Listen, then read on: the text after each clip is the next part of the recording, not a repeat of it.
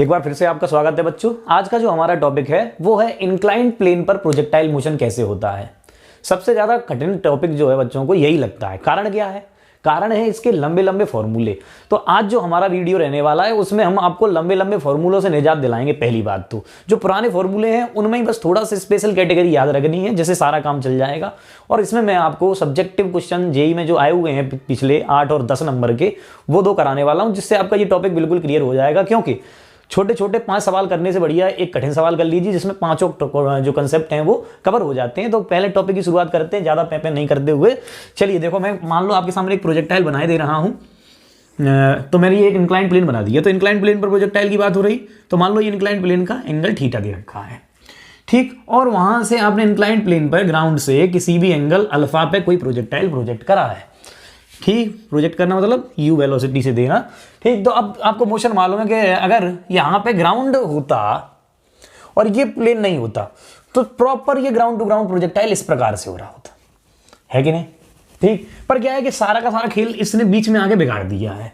तो बिगड़ा हुआ खेल को पहले अलग साइड रखो, पहले normal ground to ground projectile पर आओ, क्योंकि फॉर्मूले सारे के सारे वैसे ही कंपेयर करके चलेंगे आप, ठीक।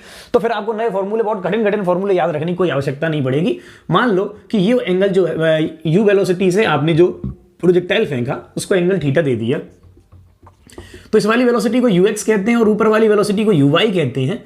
ये एंगल थीटा, यूएक्स की वैल्यू यू कॉस थीटा लिखते हैं और यूवाई की वैल्यू यू साइन थीटा लिखते हैं। मैक्सिमम हाइट ये वाली आती है, रेंज ये आती है, टाइम ऑफ फ्लाइट ऊपर से जाना और वापस आना। ये फॉर्मूले आपको याद हो तो शायद, तो मैंने आपको बताया था टाइम ऑफ फ्लाइट का 2u/g, मतलब ऊपर जाने में वर्टिकल और नीचे आने में जितना समय लगता है उतने में ही ये आगे पहुंच जाता है, ठीक। तो जी कौन सा है? वर्टिकल एक्सेलरेशन है, ठीक है। अब आपको मैक्सिमम हाइट का फॉर्मूला बताया था uy²/2g, और g किधर है? वर्टिकल डायरेक्शन में है, तो आप इसे gy के नाम से याद रख लो, ठीक। अब ऐसे ही रेंज का जो फॉर्मूला है वो है 2ux/uy/g, मतलब हॉरिजॉन्टल डायरेक्शन की वेलोसिटी और वर्टिकल डायरेक्शन की वेलोसिटी, ux और uy का प्रोडक्ट और मल्टीप्लाई g, और g किधर है? सिर्फ वर्टिकल डायरेक्शन में है। ये रेंज सीधे सीधे इसलिए आ गई थी क्योंकि रेंज बराबर हमने सीधे कह दिया था ux और मल्टीप्लाई टाइम ऑफ फ्लाइट, और टाइम ऑफ फ्लाइट जो था वो था 2uy/g। पर ये सिर्फ इसलिए हुआ था क्योंकि हॉरिजॉन्टल डायरेक्शन में कोई एक्सेलरेशन नहीं था। बस इंक्लाइंड प्लेन पर जो प्रोजेक्टाइल है उसमें इतना सा ही चेंज है। क्या है कि जी जो है वैसे वर्टिकली डाउनवर्ड ऐसे नीचे की तरफ लग रहा है, ठीक। पर अब अगर मैं इसमें इंक्लाइंड प्लेन के हिसाब से सोचूं, तो इंक्लाइंड प्लेन के हिसाब से अगर सोचो तो इसमें 2 डायरेक्शन है इंक्लाइंड प्लेन की। इसको हम हॉरिजॉन्टल डायरेक्शन कह देते हैं, इसको हम वर्टिकल डायरेक्शन कह देते हैं। अब थोड़ा सा और समझने के लिए आप इसको ऐसा करके सीधा करके रख लिया कीजिए। पर जब सीधा करके रखोगे तो फिर ये ग्राउंड टू ग्राउंड प्रोजेक्टाइल अपने आप बन जाएगा। बस एक चीज बदल रही है, वो क्या कि देखो ये जो जी है ना, तो इस जी में जो एक्सेलरेशन है उसके 2 कंपोनेंट हो रहे हैं, एक इधर और एक इधर। मतलब एक है आपका वर्टिकल डायरेक्शन में नीचे की ओर और एक है हॉरिजॉन्टल डायरेक्शन में इधर की ओर। अगर ये एंगल थीटा है इंक्लाइंड प्लेन का तो ये 90 - थीटा होगा बच्चों। देखो ये थीटा, ये 90 - थीटा, तो ये थीटा हो जाएगा। तो ये कंपोनेंट हो गया जी कोस थीटा और इधर वाला कंपोनेंट हो गया जी साइन थीटा। मतलब आप ऐसे समझ लीजिए जो हॉरिजॉन्टल डायरेक्शन है अब वहां पे भी एक एक्सेलरेशन आ गया पीछे की ओर, और वर्टिकल डायरेक्शन में जो एक्सेलरेशन है वो जी ना रह के अब जी कॉस थीटा हो चुका है। इसे आप जी वाई मान लीजिए और इसको आप जी एक्स मान लीजिए, या फिर कह दो ये ए वाई है और ये ए एक्स है। और ऐसे ही अगर आप फॉर्मूले भी याद रख लेते ना तो जी वाई की वैल्यू क्या याद रख लेते? ए वाई, तो फिर काम हो जाता बिल्कुल। देखो कैसे होगा। अब वैसे जो टाइम ऑफ फ्लाइट है वही ऐसे ही होगा कि जैसे ये प्रोजेक्टाइल यहां से यहां पे पहुंचा, ठीक। तो अब इसमें आप एक बात समझिए थोड़ी देर के लिए। जैसे अगर वर्टिकल डायरेक्शन में आप परछाई देखें तो वर्टिकल डायरेक्शन में जो परछाई होगी वो ऐसे जा रही होगी मैक्सिमम तक, तो मैक्सिमम तक जाके और वापस आ रही होगी, और उतने में ये प्रोजेक्टाइल यहां आके गिर गया होगा। तो जो with respect to inclined plane जो आपकी जो मैक्सिमम हाइट है उस पर आप ध्यान दीजिए, उसमें जो टाइम लगा यहां से यहां आने में उतना ही समय लगा यहां से यहां वापस आने में, ठीक। तो यहां से यहां तक का समय कंसीडर करिए। कैसे करेंगे हम ये लिखने वाले हैं vy बराबर uy - ayt, v बराबर u + at से, ठीक है। क्योंकि एक्सेलरेशन नीचे की तरफ है जी cos थीटा, इसीलिए आपको पता चल जाएगा। तो vy कितना है यहाँ वर्टिकल पर जब मैक्सिमम पे पहुंचा होगा तो vy 0 हो गया होगा, और uy कितना है आपका? इस u का ये वाला कंपोनेंट हो गया ux और इधर वाला कंपोनेंट हो गया uy। दैट इज uy कितना है? u sin अल्फा और यूएक्स कितना है, यू कॉस अल्फा। बस अगर इतनी बात समझ गए हो और पुराने प्रोजेक्टाइल से कंपेयर कर लोगे तो तुम्हें कुछ भी नया फॉर्मूला याद रखने की आवश्यकता नहीं। अब ये जो इंक्लाइंड प्लेन का प्रोजेक्टाइल है वो simple ground to ground projectile बन गया है, ठीक। और इक्वेशन ऑफ ट्रेजेक्टरी भी हम आपको समझा देंगे, अभी एक्स और वाई के बीच का रिलेशन होगा, बस कहानी खत्म, ठीक है। चलिए अब यहां से देखिए 0 बराबर यू वाई कितना है, यू वाई है यू साइन थीटा, ठीक है। तो यू साइन अल्फा, सॉरी, ठीक है, माइनस ए वाई, और ए वाई कितना है, नीचे की तरफ। माइनस का चिन्ह इसलिए लगाया क्योंकि एक्सेलरेशन नीचे की तरफ है और ये जी कॉस थीटा है, और मल्टीप्लाई टी, तो यहां से ऊपर तक का जाने का जो टाइम आ गया वो आ गया u sine alpha divided by g cos theta. और जितना समय ऊपर जाने में उतना ही समय वापस आने में, तो टाइम ऑफ फ्लाइट हो गया बच्चों 2u sine alpha upon g cos theta. अब आप उससे कंपेयर करो, बताओ ये फॉर्मूला और ये फॉर्मूला सेम है कि नहीं है, कैसे है सेम, देखो 2u साइन अल्फा क्या मतलब u y upon g cos theta मतलब जी वाई, ठीक है। अब देखो वो फॉर्मूला और ये फॉर्मूला सेम ही है, तो आपको नए फॉर्मूले याद नहीं रखने, बस जब प्रोजेक्टाइल का चित्र बनाओ तो एक बात दिमाग में रख लो, जो एक्सेलरेशन जी है उसके भी 2 हिस्से हो गए हैं, बस ये कहानी अलग बदल गई है और कुछ भी नहीं बदला पुरानी से। प्रोजेक्टाइल फिर ये बिल्कुल आसान हो जाएगा, ठीक है। चलिए आगे आते हैं इसमें। अब आपके पास रह गया टाइम ऑफ फ्लाइट आ गया ये, क्योंकि ऊपर तक जाने का जो आपने टाइम निकाल लिया और वहां से डबल कर दिया तो टोटल टाइम आ गया। अब आ जाते हैं मैक्सिमम हाइट पर, ठीक है। तो मैक्सिमम हाइट के 2 केस होते हैं, एक तो मैं आपको बात बता दूं, अगर आप बहुत ध्यान से समझें तो आपको समझ आएगा कि अगर आप ऐसे प्रोजेक्टाइल मोशन आपका करा गया, देखो एक तो ऐसे मोशन हो सकता है और एक ऐसे मोशन हो सकता है, ये इंक्लाइंड और ये इंक्लाइंड पर ये प्रोजेक्टाइल मोशन, ठीक है।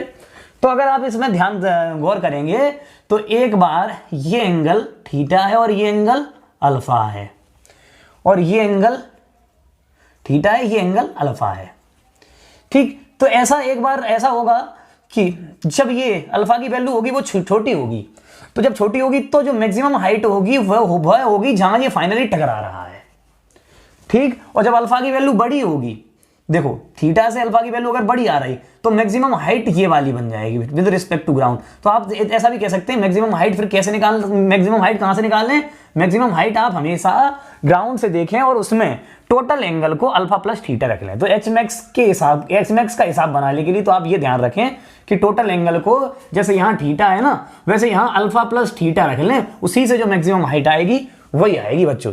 क्योंकि आप यहां पे इस चित्र को देख लीजिए, या तो ये एंगल छोटा होगा ये बड़ा होगा, जब ये बड़ा हो रहा है तो यहां आके टकरा गया फाइनली, तो फिर इस हिसाब से आप देख सकते हैं, ठीक। तो मैक्सिमम हाइट वाला केस ज्यादा दिमाग नहीं लगाना होता उसमें, अब दिमाग जो लगाना होता है वो रेंज पे लगाना होता है। चलो मैं रेंज निकालना आपको सिखाता हूं। तो रेंज कैसे निकालेंगे, इस इंक्लाइंड प्लेन पर प्रोजेक्टाइल मोशन है उसकी, ये समझिए, ठीक। तो रेंज का मतलब एक्स हॉरिजॉन्टल डिस्प्लेसमेंट ये, ठीक है। तो उसे क्या लिखूंगा, you x T minus half A x T square, और टी कौन सा है, time of flight, you x कौन सा है, ये इधर वाली वेलोसिटी, ठीक है। अगर मैं इसमें एक्स डिस्प्लेसमेंट निकाल लूं तो ये एक्स डिस्प्लेसमेंट ही तो रेंज है, कहां जाके आगे एक्स डायरेक्शन में टकरा रहा है, और एक्स डायरेक्शन की वेलोसिटी यू एक्स है, पर एक एक्सेलरेशन है जो वापस इसको खींच रहा है, वो है जी साइन थीटा, ठीक। तो एक्स अगर मैं निकालना चाहूं तो यू एक्स कितना है आपका, यू एक्स है you cos alpha, you cos alpha, और टी पहले से ही पता है, टी है 2u sine alpha upon g cos theta.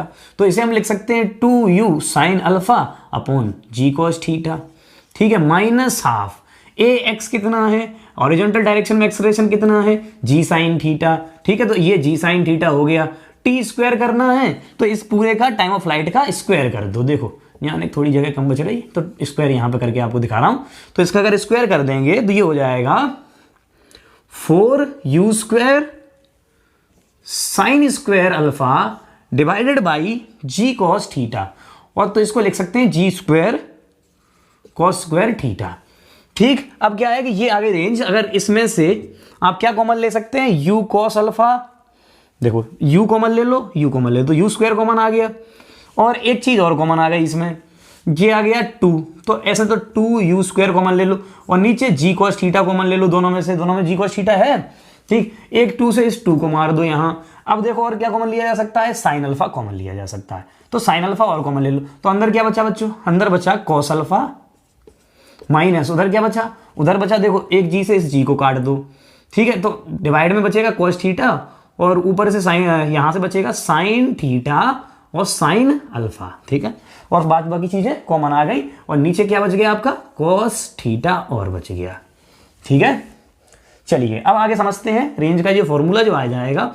अगर मैं इसको और सिंप्लीफाई करूं तो 2u² sine alpha divided by g cos theta, और ये हो गया cos alpha cos theta minus sine alpha sine theta और डिवाइडेड बाई कॉस थीटा। अगर आप बहुत गौर करें तो ये जो है ना, ये कॉस ए प्लस बी का फॉर्मूला है, कॉस ए प्लस बी। तो कॉस ए प्लस बी का जो फॉर्मूला होता है वो होता है cos A cos B minus sign A sine B, ठीक। तो ये कॉस ए प्लस बी का फॉर्मूला बन गया। तो आप क्या करें, इसको यहां मिटा के दे रहा हूं इस चित्र को, ये तो आपने काम पीछे बैक जा करके इसका स्क्रीनशॉट लेके जरूर रख लेना, ठीक है। तो हम इसको ऐसे लिख सकते हैं, रेंज का फॉर्मूला 2u² साइन अल्फा और cos alpha plus theta divided by g cos square theta.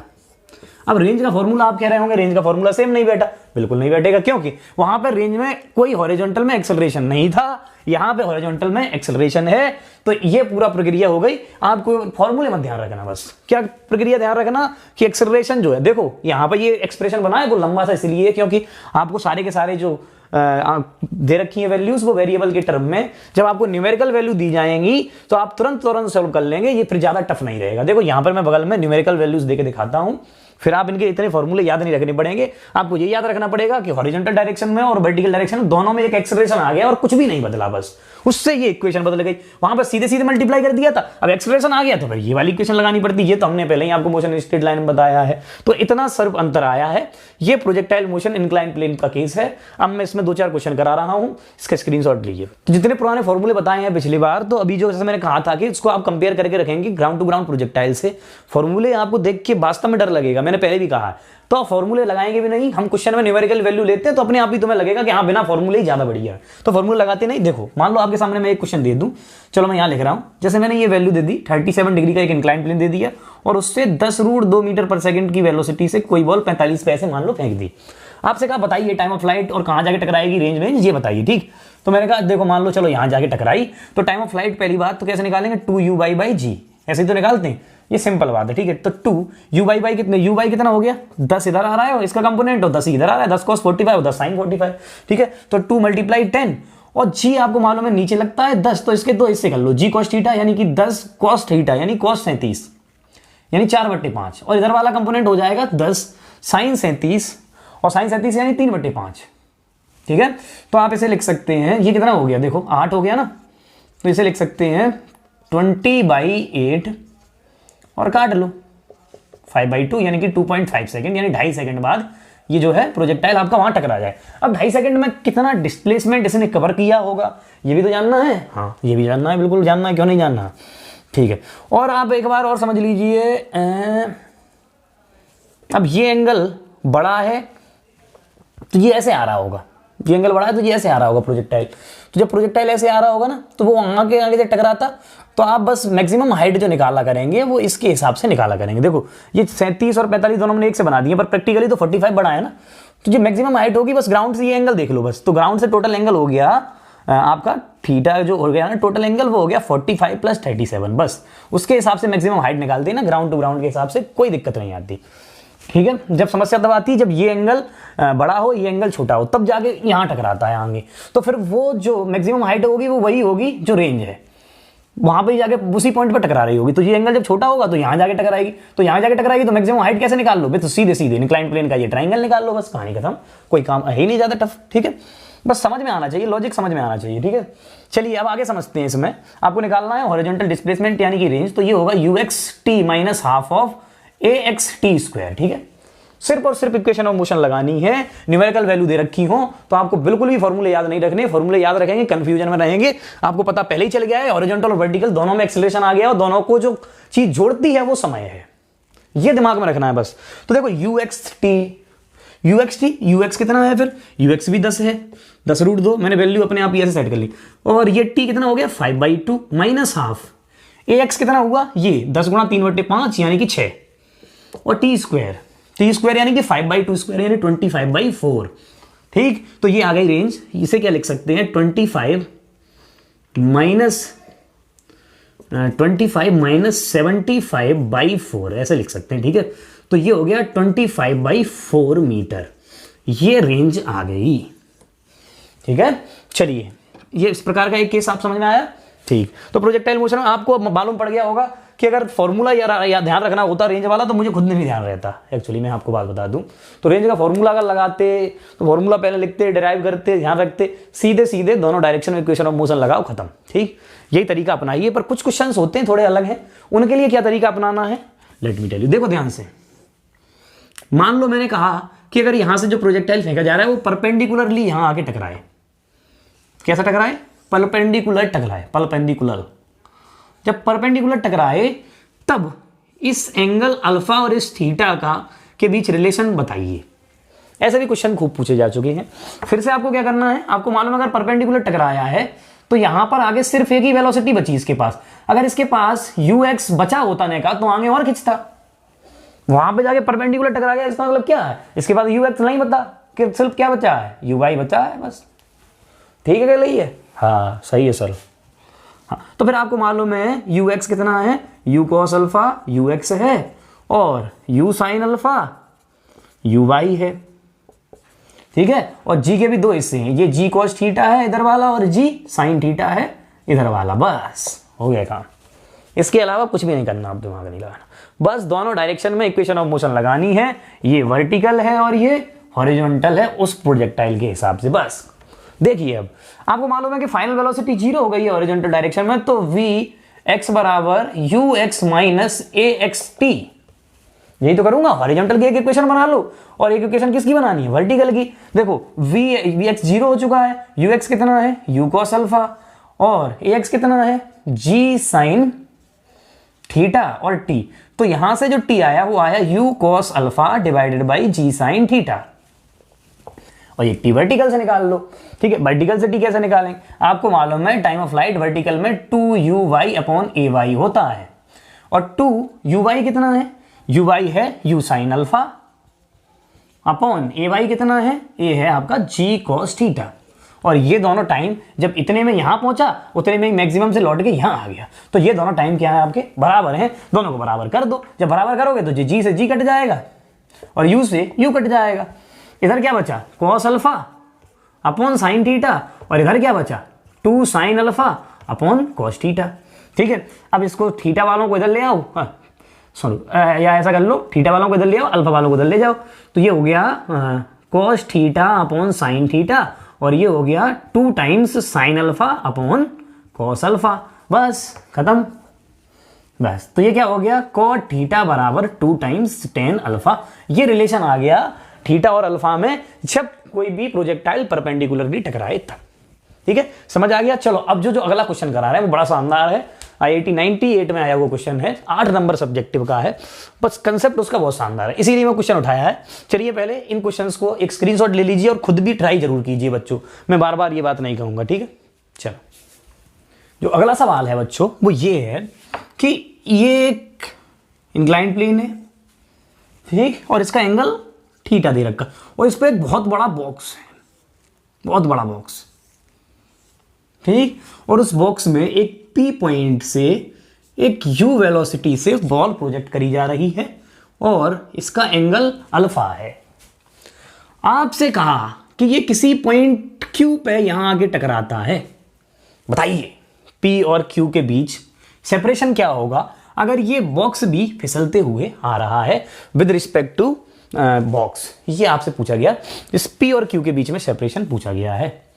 अब देखो विद रिस्पेक्ट टू का काम आते ही यहां पे एक टर्म लग गया, दैट इज रिलेटिव वेलोसिटी, क्योंकि रिलेटिव वेलोसिटी और रिलेटिव एक्सेलरेशन का जो फंडा है वो मैं आपको पहले ही भी क्लियर कर चुका हूं 1 डायमेंशन रिलेटिव में।